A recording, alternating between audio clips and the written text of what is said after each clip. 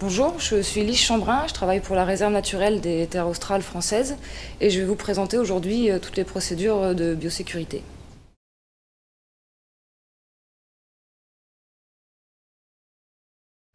On va donc commencer par les chaussures et les bottes. Alors dans un premier temps, il faut passer l'aspirateur à l'intérieur des chaussures et des bottes.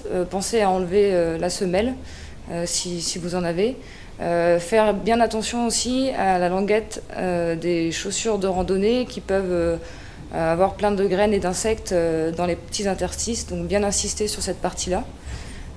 Une fois l'aspiration des bottes et des chaussures faite, on passe au plan humide. Donc là, il s'agit de nettoyer, donc brosser à l'eau claire les semelles, les crampons et l'extérieur des chaussures. Une fois que tout cela est fait, on asperge l'extérieur des chaussures de produits désinfectants et on va les faire sécher directement sur le sèche-bottes ou sur un plan de travail. On passe maintenant à l'étape des vêtements. Donc tous les vêtements doivent être passés en machine à laver. Ensuite, l'ensemble des poches, toutes les poches et tous les vêtements doivent être aspirés donc avec l'aspirateur.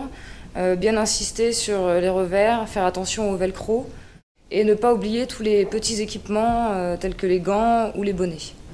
Pour la partie des sacs, si possible, les sacs doivent être passés en machine et sinon après c'est que de l'aspiration. Donc passer l'aspirateur au fond des sacs, si possible retourner le sac, passer l'aspirateur dans tout le fond des poches et bien faire attention aussi à la structure protectrice qui se trouve sur le dos du sac à dos, enfin du sac. On peut passer à l'étape du matériel scientifique et technique. Donc pour cette partie-là, il faut adapter la méthode à la fragilité et à l'étanchéité du matériel. Donc si le matériel peut passer sous l'eau, donc le nettoyer à l'eau claire encore une fois, et sinon passer l'aspirateur autour du matériel et voilà. Ensuite les bâtons de marche. Les bâtons de marche, il faut les nettoyer à l'eau claire à l'aide d'une brosse.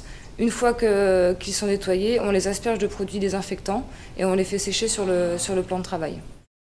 Des dépliants biosécurité sont à votre disposition en français et en anglais, vous permettant d'appréhender mieux cette problématique et d'effectuer aussi tous ces gestes simples qu'on vient de vous présenter.